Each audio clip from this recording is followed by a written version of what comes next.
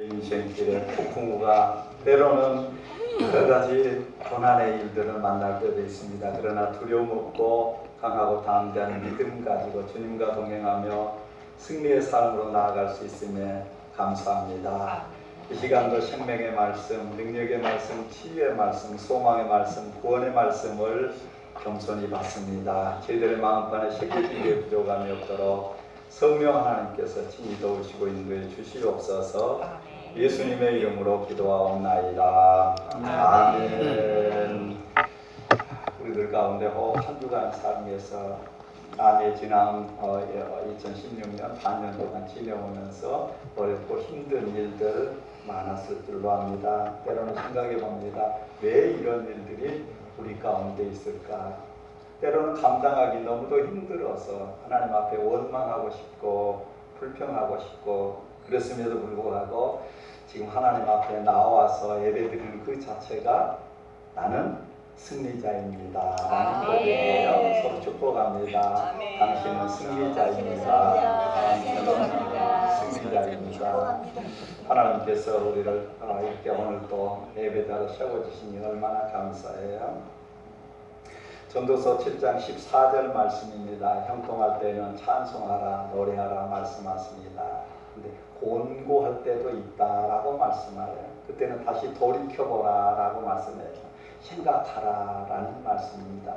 지나온 세월을 하나님께서 어떻게 인도하셨는가 공부할 때 그때도 지나왔는데 어제가 6.25였습니다만 6.25도 지나온 우리 조상들의 선조들의 그 삶을 보면 저희들도 할아버지 밑에서 자랐는데 그런 전쟁 이야기 많이 해주셨어요. 근데 어렸을 때는 재미있게 들었는데 지금 생각하면은 그 삶이 얼마나 힘들었을까. 일제 36년 강경기 지내면서도 농사 지어놓고 뭐 그러면 다 아사고 녹그릇 다 사고 그런 얘기들 들으면은 그분들의 삶은 얼마나 힘들었을까 그런 생각을 해봅니다. 형통한 날이 있고 곤고한 날이 있습니다. 우리 인생에. 그런데 왜 곤고한 날이 있을까? 에레미야 예가 3장 33절에 보면은 하나님께서 말씀하십니다. 너희들을 근심하게 하고 고난의 때가 있는데 그게 하나님의 본심이 아니란다 라고 말씀하세요. 우리들의 삶에 때로는 곤고한 때가 있습니다만 하나님께서는 일부러 너 한번 당해봐라 그거는 아니에요. 분명히 거기에는 하나님의 섭리하심이 계십니다. 모든 것 하나님께서 우리에게 은혜다. 그래서 여러분들 도전하잖아요. 시편 145편 17절 말씀. 하나님의 행위는 의로우시다. 모든 행위는. 하나님의 행사는 모든 행사는 은혜다. 확정해. 우리 마음에 그렇게 그냥 그 말씀 그냥 통째로 아멘으로 받기를 원합니다. 아멘. 모든 삶에. 어떤 분 그래요? 에덴 동산에 왜 선악과를 주셔가지고 우리들이 이렇게 힘들게 하셨을까? 하나님은 힘들게 하시려고 선악과 주셨을까요? 에덴 동산이 얼마나 컸을까? 어떤 분은 지리산 정도 내 강이 흐르고 뭐 이러는데 맨 중앙에 세우는데 그거 한번 따먹으려면 얼마나 힘들을까 생각해 봅니다. 그런데 그걸 꼭 인간이 연약해서 그래요. 하나님 이걸 두신 이유가 있지요. 결코 우리를 힘들게 하시기 위해서 그런 게 아니라라는 말씀입니다. 세상 살아가면서 우리들에게 필요한 것이 무엇일까? 어떤 사람이 한 남자 이야기를 통해서 몇 가지 필요한 것을 얘기합니다. 한 남자가 적성에 맞지 않은 일을 크게 버렸어요. 왜 적성에 맞지 않은 일을 그렇게 크게 버렸을까? 분별력이 없어서 그래요. 판단력이 없어서 뭐가 뭔지 모르고 그냥 버렸단 말이에요. 우리들에게 그런 눈이 필요해요. 볼 수 있는 눈, 판단력, 분별할 수 있는 것. 그런데 하다가 보니까 아니거든요. 그래서 그만뒀대요. 또 왜 그만두지요? 인내력이 참을성이 없어요. 참는 게 없으니까 그냥 그런데 이 사람이 또 그 일을 또 그냥 크게 벌렸대요. 왜 그러니까? 기억력이 없어서 그렇다는 거예요. 우리들에게도 필요한 거 있습니다. 믿음, 소망, 사랑이 있기를 원합니다. 믿음의 눈으로 보이지는 않지만은 볼 수 있는 눈이 열릴 수 있기를 원합니다. 믿음의 눈으로 보면은 실상이 보이잖아요. 천국이 보이잖아요.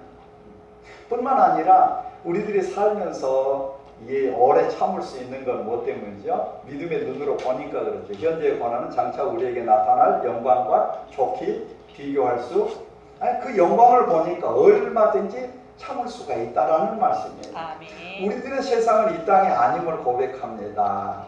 잠시 잠깐 보면은 늘 말씀드리잖아요. 내가 생각했던 것보다도 더 빨리 그날이 와요. 잠깐 지나면은 하나님 앞에 가서 천국 이루면서 아버지 품 안에서 위로받으면서 믿음 생활 잘했지, 얼마나 수고했나. 그것 때문에 참을 수 있잖아요. 그것 때문에 헌신할 수 있잖아요. 그리고 사랑이 믿음, 소망, 사랑이라는 소망이니까 사랑, 하나님이 나를 얼마나 사랑해 주셨는가. 그 큰 사랑, 무한한 사랑, 다함이 없는 사랑 잊지 않기를 원합니다. 신명기 15장 15절 말씀하시죠. 너희들이 애굽에서 종되었던 걸 기억하라고 잊지 말라고 말씀하셔요. 내가 어떤 자였는데. 그러면서 내가 너희들을 애굽에서 속하였던 걸 잊지 말라. 내가 어떻게 구원받았는가. 하나님의 큰 사랑과 놀라우신 은혜로 구원받았습니다. 이 사실 잊지 말라라는 말씀이에요. 그래서 우리들에게 필요한 이런 믿음이 있고 소망이 있고 사랑으로 충만한 우리 모두가 될 수 있기를 간절히 소망해 봅니다. 아멘.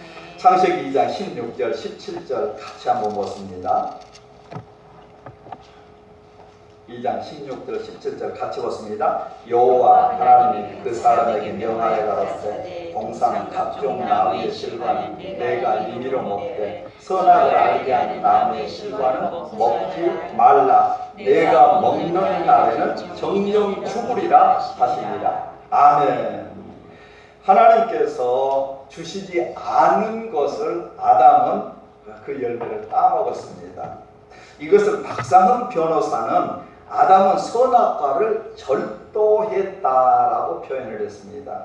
형법 제329조에는 절도를 이렇게 표현하고 있습니다. 타인의 재물을 절취하는 것이다. 하나님께서 주시지 않은 것을 자기가 절취한 게 이게 절도다라는 거예요. 또 절도한 자에게는 6년 이하의 징역 또는 1,000만 원 이하의 벌금을 부과하는 것으로 형법에는 나와 있는데 창세기 3장 19절 한번 말씀 한번 보십니다. 창세기 3장 19절 말씀입니다. 같이 보십니다. 내게 얼굴에 땀이 흘러야 식물을 먹고 필경은 흙으로 돌아가니 그 속에서 내가 취함을 입었습니다. 너는 흙이니 흙으로 돌아갈 것이니라 하시니라. 아멘. 아멘. 창세기 2장 16절로 17절 말씀하신 대로 성경에서는 이 죄값이 죽는 거예요. 사망이에요. 범죄학에서는 죄를 범하면은 그 원인을 혹시 유전적인 요인이 있어서 이 죄를 범했지 않은가, 아니면은 환경적인 요인이 있어서 이런 죄를 범했지 않은가, 아니면은 불합리한 사회적인 어떤 제도 때문에 범죄했지 않은가, 이거를 먼저 본다고 그럽니다만은 오늘 성경 말씀은 동산에서, 에덴 동산에서 죄를 범했을 때 이렇게 말씀하십니다. 첫 번째는 욥기 15장 25절 말씀. 이는 그의 손을 들어 하나님을 대적하며 교만하여 전능자에게 힘을 과시하였습니다. 무슨 말씀이에요? 마음의 교만함 때문에 하나님 앞에 범죄한다, 그 말씀이에요. 왜 아담과 하와는 생명나무를 선택하지 못하고 선악과 열매를 따먹고 하나님께 불순종했습니까? 교만 때문에. 교만 때문에. 두 번째는 야고보서 1장 14절 말씀입니다. 오직 각 사람이 시험을 받는 것은 자기 욕심에 끌려 미혹됐다. 이 자기 욕심 때문에 그렇습니다. 세 번째는 에베소 4장 22절로 24절 말씀입니다. 너희는 유혹의 욕심을 따라 썩어져가는 구습을 따르는 옛사람을 벗어버리고 오직 심령으로 새롭게 되어 하나님을 따라 의와 진리의 거룩함으로 지으심을 받은 새 사람을 이루라, 이렇게 말씀하고 있는데, 유혹의 욕심을 따라가는 옛 자아 때문에 우리는 하나님을 거스릴 수밖에 없고 죄를 범할 수밖에 없다라는 말씀입니다. 창세기 2장 9절 말씀을 한번 같이 보십니다. 창세기 2장 9절 말씀 같이 보십니다. 여호와 하나님이 그 땅에서 보기에 아름답고 먹기에 좋은 나무가 나게 하시니 동산 가운데에는 생명나무와 선악을 알게 하는 나무도 있더라. 아멘. 우리들은 이 말씀 받고 도전 받았습니다. 지난 주일날 우리는 뭘 따먹을까? 생명나무를 선택할 수 있기를 원합니다. 하나님 보시기에 좋았더라라는 교회로 좋은 성도로 생물 있기를 원합니다. 이 생명나무의 문자적 해석은 이렇습니다. 에츠 하임이라고 그러는데 에츠는 나무고요, 하는 관사로 이 하임은 이제 생명이라고 그러는데 이것을 생명을 알게 하는 나무다.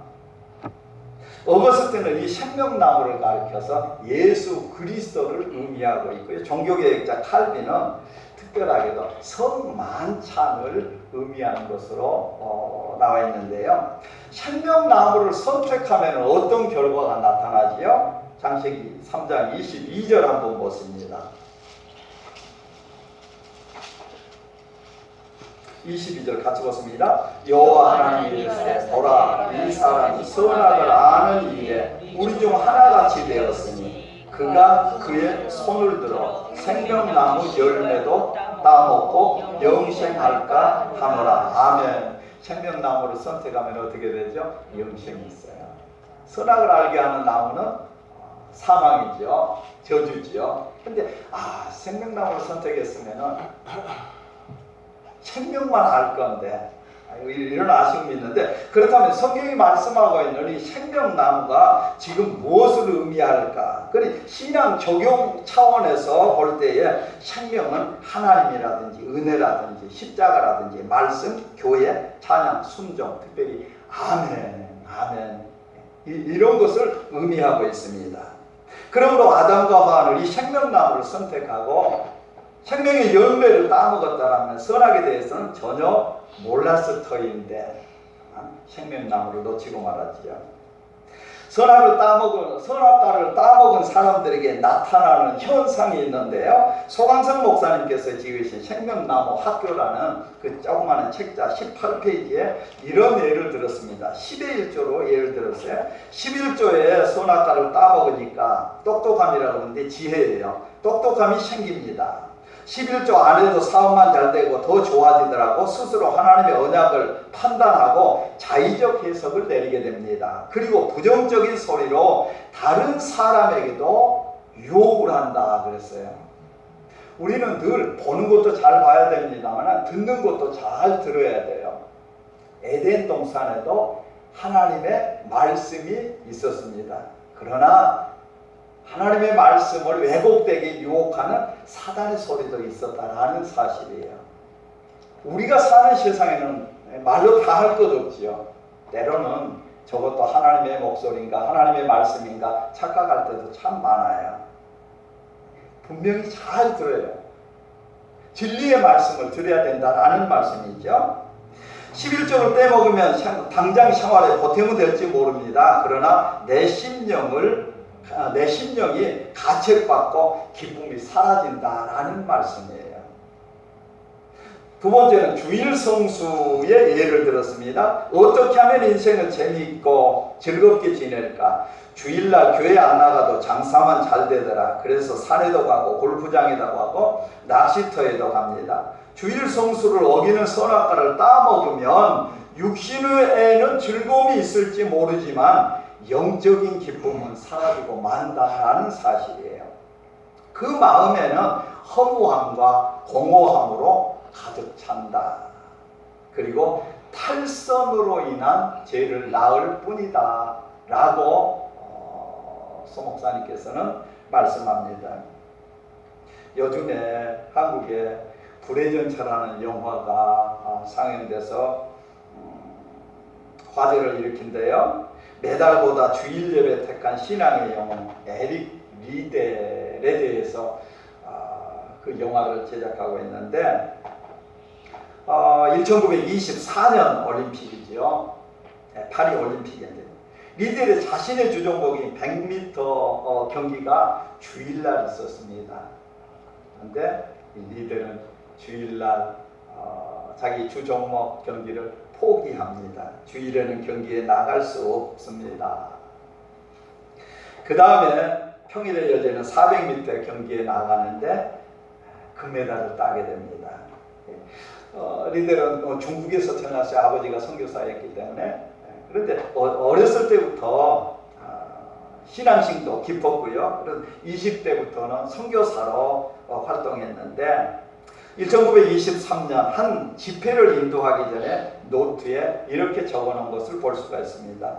내가 누구인가가 아니고 하나님이 누구신가? 내가 무엇을 할까가 아니라 하나님께서 무엇을 하셨나? 하나님이 하시는 일을 주목하고 그에게서 눈을 떼지 말라. 주일날 자기 경기가 있음에도 불구하고 나는 주일에 경기할 수 없습니다. 주일을 성수했던 이들이 하나님 앞에 이렇게 쓰임받고 우리들에게 도전을 주고 있는 그 모습을 봅니다. 세 번째는 불평과 원망의 예입니다. 불평과 원망의 선악과를 따먹으면 이것을 이래서 잘못했고 저것은 저래서 잘못했고 하면서 계속 불평만 쌓인다라는 말씀입니다. 교회 안에서 부정적이고 원망의 말을 쌓아놓는다. 잘난 체합니다. 교만한 말을 잘합니다. 굉장히 똑똑한 것처럼 보입니다. 그러나 결국은 그런 사람은 죽습니다. 불평하면 똑똑해지지만 심령은 죽습니다. 불평의 선악과 따먹으면 그렇다라는 말씀이에요. 그런데 왜 우리들에게 에덴 동산에 선악과를 주셨을까요? 첫 번째는 이렇습니다. 사람은, 인간은 하나님이 아니기에 오직 하나님을 섬겨야 한다는 그 사실을 깨닫게 하시기 위해서 에덴 동산에 그것도 한가운데 선악과를 두셨다라는 사실이에요.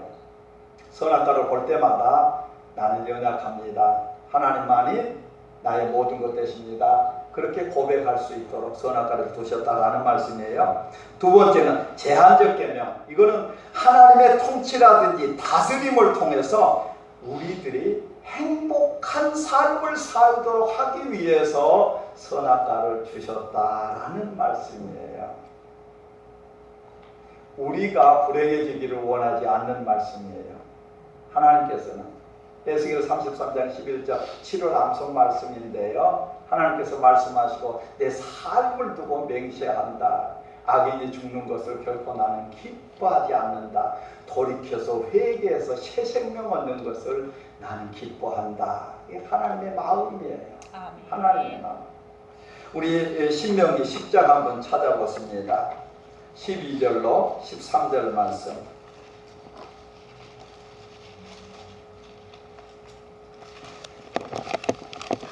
신명기 10장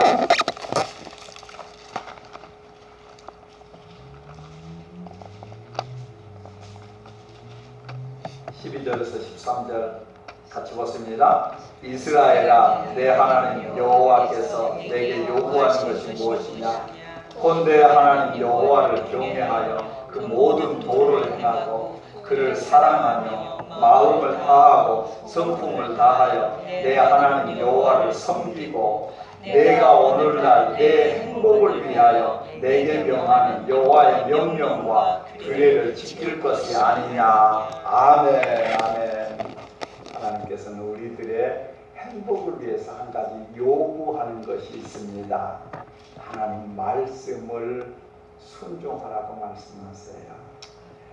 선악과를 두셨지만은 그 말씀에 순종할 때에 우리들이 복되게 된다라는 말씀이에요. 우리들이 행복하게 된다라는 말씀입니다. 그래서 하나님께서 우리에게 하신 모든 것은 은혜 아닌 것이 없어요. 왜 선악과를 두시고 나를 힘들게 할까? 그게 아니에요. 그 선악과를 아담이 볼 때마다 하나님께서 내 행복을 위해서 그걸 두셨다. 우리들이 마찬가지예요. 지금 선악과는 없지만 우리들이 늘 그것을 어떤 것을 선택해야 될까?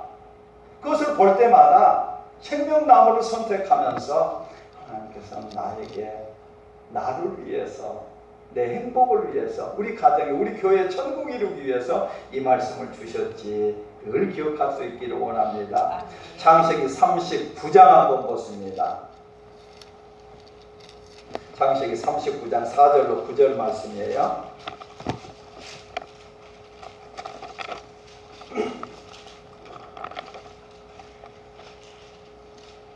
창세기 39장 4절에서 9절 말씀 찾으셨으면 같이 보십니다. 요셉이 그 주인에게 은혜를 입어 섬기며 그가 요셉으로 가진 총무를 삼고 자기 소유를 다 그 손에 임하니 그가 요셉에게 자기 집과 그 모든 소유를 주관하게 한 때부터 여호와께서 요셉을 위하여 그 애굽 사람의 집에 복을 내리심으로 여호와의 복이 그의 집과 밭에 있는 모든 소유에 미치니라.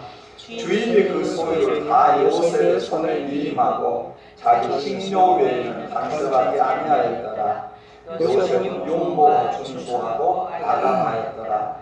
그 후에 그 주인의 처가 요셉에게 눈짓하다가 온심하기를 청하니 요셉이 거절하며 자기 주인의 처에게 이르되 나는 주인이 가중 재반 소유를 간섭지 아니하고 다 내 손에 위임하였으니 이 집에는 나보다 큰 이가 없으며 주인이 아무것도 내게 금하지 아니하였어도 금한 것은 당신뿐이니 당신은 자기 아내입니다. 그러즉 내가 어찌 큰 악을 행하여 하나님께 득죄하리까. 아멘. 에덴 동산의 선악과를 비유할 때 이 요셉 39장 4절, 창세기 39장 4절로 9절 말씀을 비유하는데요. 요셉은 보디발 장군의 집에 모든 것을 관장하는 그런 위임을 받았죠. 그러나 단 한 가지, 보디발의 부인만은 요셉에 맡기지 않았다.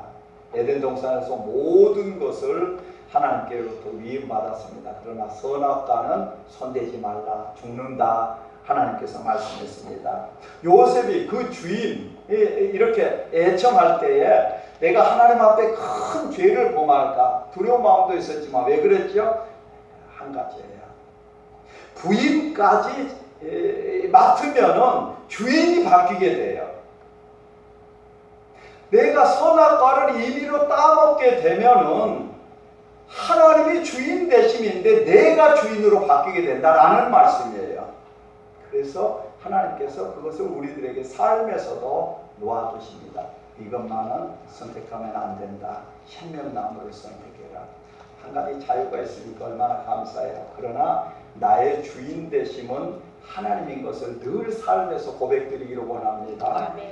내 생명까지도 하나님의 것입니다. 라는 고백이에요. 우리들에게 있어야 될 것은 이런 영적인 분별력이에요. 분별력. 어떤 분이 뭐 명품인가 짝퉁인가 뭐 분별하는 거, 가방 남편이 사다 주는 거는 거의 그냥 짝퉁이래요, 남편. 근데 결혼하기 전에 사랑하는 관계에 있을 때 그때 사준 거는 명품일 가능성이 많다고 그래요. 애인 관계에 있을 때. 근데 결혼하고 나서 남편이 사다 주는 거는 거의. 그리고 또 분별할 수 있는 게 아가씨들이나 젊은 부인들이 들고 다니는 거는 그래도 좋은 거 들고 다니는데, 그런데 아이 한 서너씩 이렇게 거느리고 그런 부인들이 들고 다니는 것은 거의가 다 우리말로 하면 짝퉁이라고 그러는가요? 그 좋은 게 아니래요. 또 그 분별할 수 있는 방법이 뭐예요? 소나기 올 때 그렇다고 그래요. 소나기 올 때 갑자기 비가 쏟아지니까 가방으로 머리 위에 올려가지고 그 비 막으면 이거는 분명히 좋은 가방이 아니래요. 근데 비가 옴에도 불구하고 자기는 비 맞은데도 그냥 그 가방을 가슴에 품어가지고 비 안 맞게 하면 그거는 좋은 것일 수 있대요. 찻집에 가서도 그렇대요. 겸손히 그냥 무릎 위에 올려놓는 거는 그래도 좋은 건데 그냥 바닥에다 그냥 내뺏겨 치는 거는 그냥 별로 좋은 거 아니래요. 또 중요한 거 한 가지. 교회에서 구별하는 방법인데요. 휴일날 나는 예배 드릴 때 들고 온 거는 거의 좋은 거 들고 오신대요. 한번 봐보세요. 근데 새벽 기도 나올 때 들고 온 거는 별로 좋은 건 아니래요. 이런 거는 누가 얘기했는데 이런 거를 이렇게 잘 분별할 줄 알면서 왜 영적인 것은 분별할 수 없을까요? 우리는 이런 거 분별하는 것보다도 영적인 분별력이 있기를 원합니다. 아멘. 영적인 분별력. 우리는 가끔 행복과 불행이 어떤 환경에서 어떤 사람 때문에 내가 불행하고 내가 행복해, 그게 아니에요. 영적인 분별력이 있어야 돼요. 분별, 내가 어떤 것을 택해야 하는가, 어떤 건 사망이다, 육신의 생각은 사망이요 영적인 생각은 생명과 평안이다. 하나님께서 우리들에게 놓아두신 게 있죠.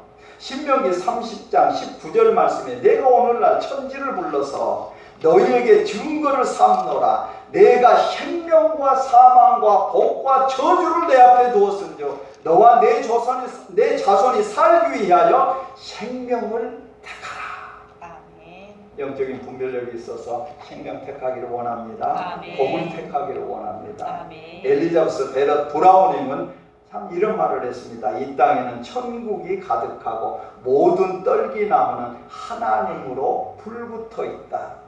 그러나 보는 자만이 신을 벗는다. 다른 이들은 둘러앉아 야생 열매를 먹는다. 우리는 영적인 눈이 열려서 떨기나무에 불붙은 그런 놀라운 영적인 불을 볼 수 있기를 원합니다. 아멘. 하나님을 볼 수 있기를 원합니다. 보이지 않으면 택할 수가 없어요.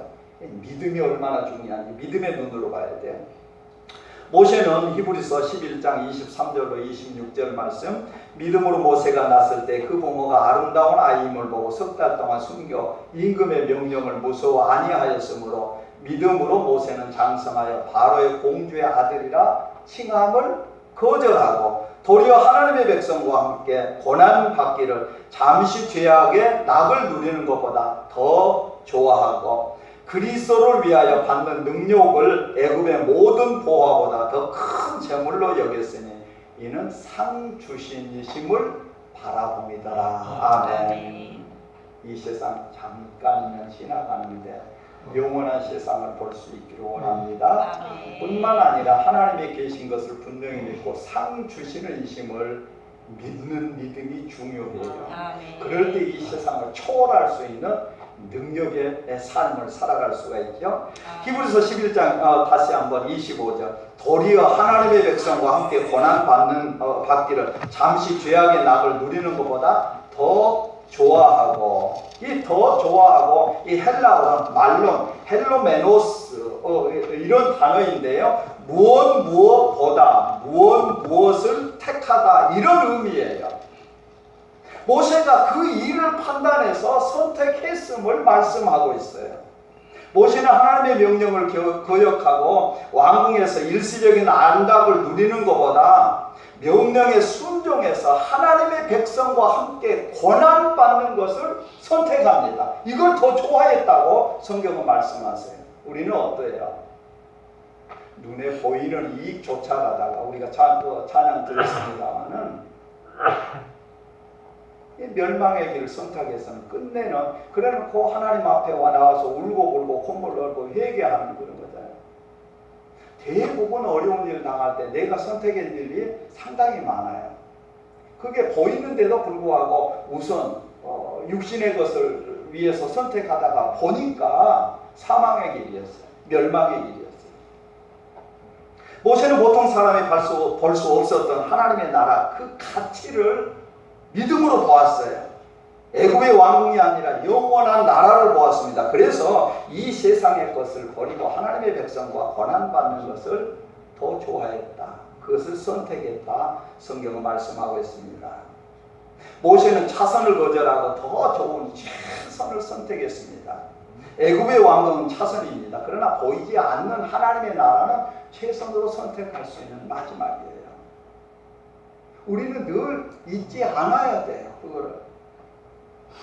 모세는 애굽 왕궁에 있으면서 장차 왕이 될 사람이잖아요. 지금까지도 그걸 누리습니다. 앞으로 얼마나 귀한 것을 누릴 수 있음에도 불구하고 권력이 어떤 것도 잘 알잖아요. 물질의 풍요함이 어떤 것도 다 알아요. 그럼에도 불구하고 세상에서 잠시 누리는 낮보다는 하나님 나라에서 영원히 하나님과 복된 삶을 모세는 선택했습니다. 아멘. 우리 삶에 여러 가지 있어요. 선악과를 선택할 건지 생명나무를 선택할 건지. 그러나 오늘 하나님께서는 우리에게 도전해 주셨습니다. 생명나무는 글자 그대로 생명입니다. 생명을 선택해서 그 안에 우리가 행복하기를 원하시는 하나님의 놀라우신 은혜를 체험하며 하나님께 영광 올려드리며 하나님을 기쁘시게 하게 드려가며